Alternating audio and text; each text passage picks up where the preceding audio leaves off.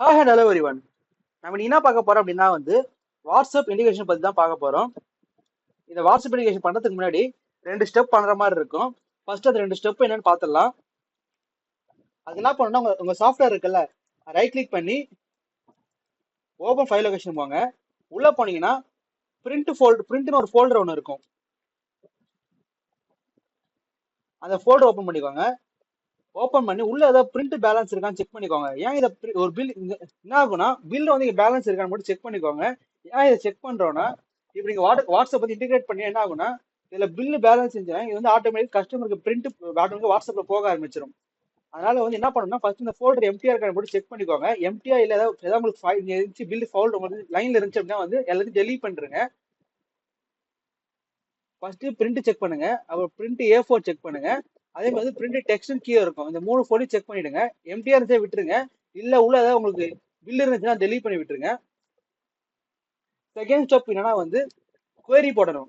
அதாவது நம்ம link bad இருக்குல்ல, லிங்க் பேட்ல போயிட்டு உங்களோட இது இருக்குல்ல டேட்டா பேஸ் அதை சூஸ் பண்ணிக்கோங்க. எது காசோ V78 இருக்குல்ல, இதான் டேட்டா பேஸ். நான் சூஸ் பண்ணிக்கிறேன். நான் அப்படியே SQLன்னு போட்டுட்டு என்ன குவெரி போடணும்னா டெலீட் ஃப்ரம் SMS லாகின் இருக்குல்ல, இந்த குவெரி போட்டு ரன் பண்ணிக்கோங்க. இதுதான் உங்களுக்கு செகண்ட் ஸ்டெப்.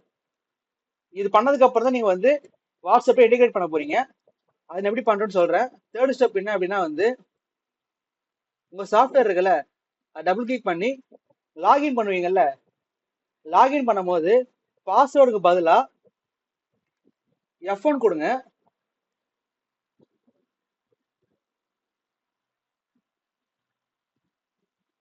F1 கொடுத்தீங்கன்னா இந்த மாதிரி ஸ்கிரீன் வருதுல, பாப்பா பாக்குதுல, இங்க உங்களுக்கு வாட்ஸ்அப் டிக்ல இருக்கான்னு செக் பண்ணுங்க. டிக்ல இருந்தா உங்களுக்கு வாட்ஸ்அப் ஆன்ல இருக்குன்னு அர்த்தம். சப்போஸ் டிக்ல இல்லாம இருந்துச்சுன்னா நீங்க வாட்ஸ்அப் இன்டெகிரேட் பண்ணணும்னா இந்த அப்டேட் லைசன்ஸ் இருக்குல்ல, இதை கொடுத்தீங்க அப்படின்னா இந்த மாதிரி வாட்ஸ்அப் கொஞ்சம் வரும். உங்களுக்கு வேணும்னா டிக் பண்ணி சென்ட் ரிக்வெஸ்ட் கொடுத்தீங்கன்னா இந்த வாட்ஸ்அப் ஆக்டிவேட் பண்றதுக்கு ரிக்வெஸ்ட் இந்த சைடு கம்பெனி சைட்ல வரும். கம்பெனி சைடு இருந்து ஆக்டிவேட் பண்ணி கொடுப்பாங்க.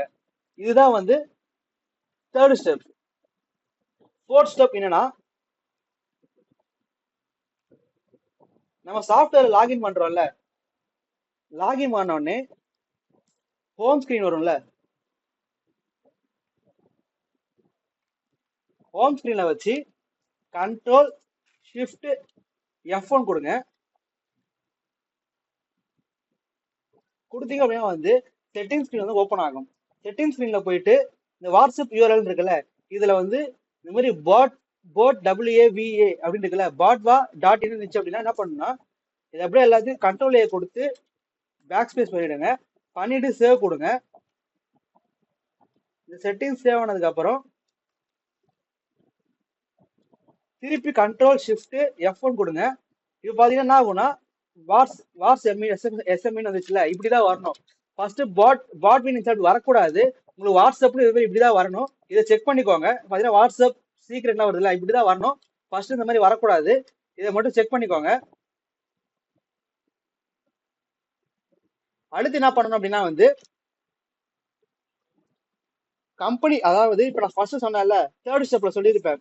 நீங்க போய் அந்த வாட்ஸ்அப்பை டிக் பண்ணிட்டு சென்ட் ரிக்வெஸ்ட் கொடுத்தீங்கன்னா என்ன ஆகும்னா கம்பெனி சைடுல இருந்து ஒரு QR ஒன்று கொடுப்பாங்க. அது நீங்க ஸ்கேன் பண்ற மாதிரி இருக்கும். நான் எப்படி இருக்குன்னு காட்டுறேன். ஏற்கனவே ஸ்கேன் பண்ணி வச்சிருக்கேன். நான் எப்படி இருக்கு மட்டும் உங்களுக்கு காட்டுறேன். அந்த இமேஜ் QR எப்படி இருக்குன்னு காட்டுறேன்.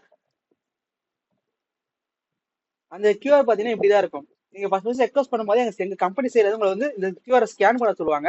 இதை ஸ்கேன் பண்ணீங்கன்னா உங்களுக்கு கீ ஒன்று கொடுப்பாங்க. ஆட்டோமேட்டிக்கா கீ ஒன்று உங்களுக்கு சென்ட் ஆயிடும். அந்த கீயை தூக்கிட்டு அதில் பேஸ்ட் பண்ற மாதிரி இருக்கும். நான் கீ மட்டும் எப்படி பேஸ்ட் பண்றதுன்னு காட்டுறேன்.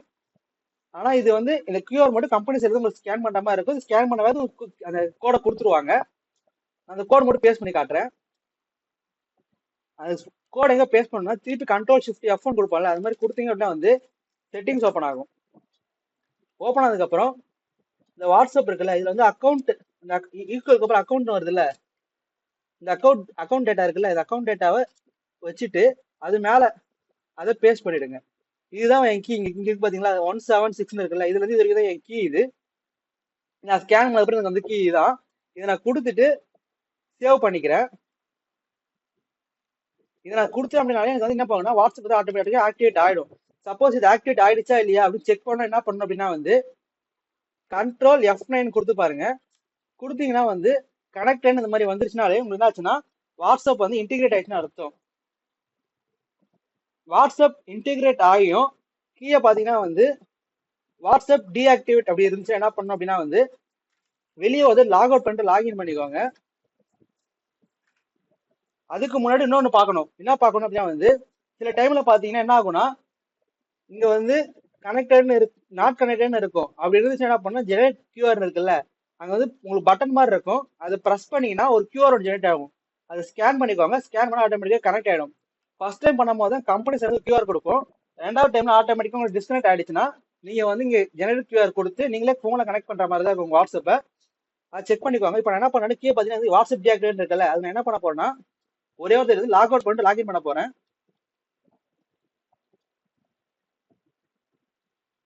இப்போ நான் லாக் அவுட் பண்ணி லாகின் பண்ணேன், எனக்கு ஆட்டோமேட்டிக்கா வந்து வாட்ஸ்அப் ஆக்டிவ்னு வந்துடும்.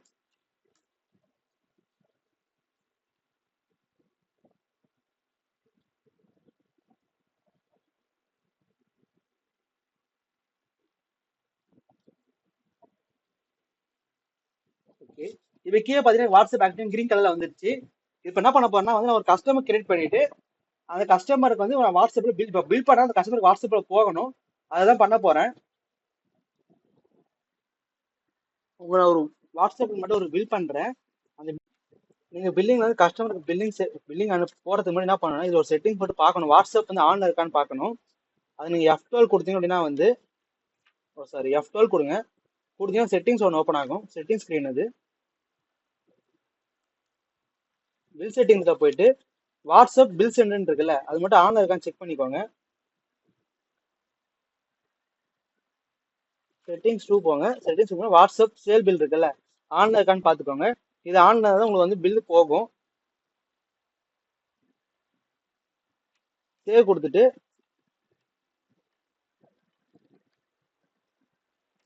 இப்போ பில் பண்ணுங்க. இப்போ நான் என்ன பண்ணேன், ஞான கஸ்டமருக்கு வந்து பில் பண்ண போறேன். ஞானா கொடுத்துட்டு என்டர் பண்றேன்.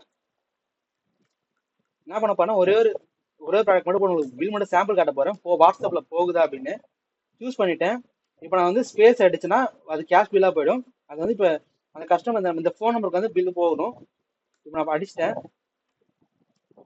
பில்லு போகிற மாதிரி வாட்ஸ்அப்ல பார்த்துட்டு உங்க பில் தான் உங்களுக்கு பில் அப்படின்னு காட்டுறேன்.